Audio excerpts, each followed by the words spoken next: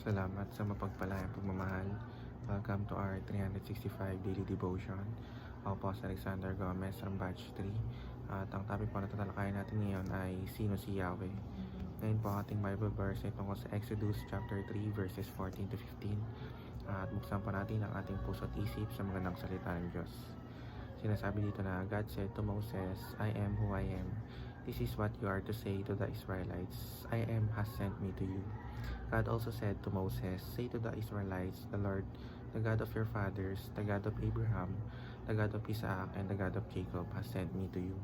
This is my name forever, the name you shall call me from generation to generation.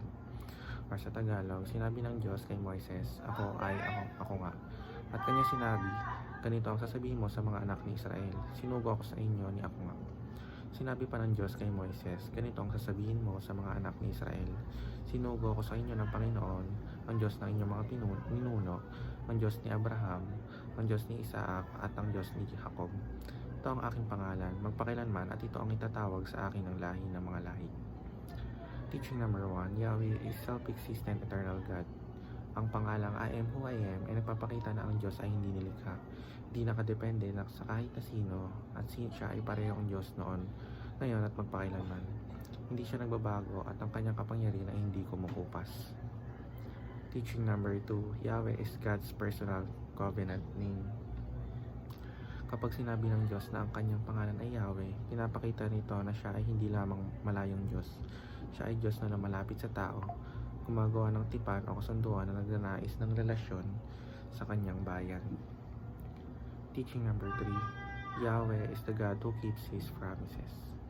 Sa verse, pinapaalala ni Yahweh si Moises na siya ang Diyos ng kanilang mga ninuno. Ibig sabihin, lahat ng pangako niya noon ay pagpapatuloy niya sa kanilang henerasyon. Application number 1, aim to be trustworthy and reliable person. Kung ang Diyos mismo ay tapat at tumutupad sa kanyang salita, tayo rin bilang kanyang mga nilikha ay dapat maging tapat sa ating pangako, hindi pa bago-bago at may integridad sa lahat ng ginagawa. Application number 2, aspire to be an unbiased truth teller. Kung si Yahweh ay Diyos ng katotohanan, tayo rin ay tinatawagan na maging tagapagsalita ng katotohanan sa lahat ng sitwasyon. O ibig sabihin, huwag magbaluktot ng mga detalye o impormasyon at magsabi ng totoo kahit minsan masakit. Application number 3, abide in the promises of Yahweh. Ang pangakong hindi nagbabago ng Diyos ay nagdadala ng pag-asa.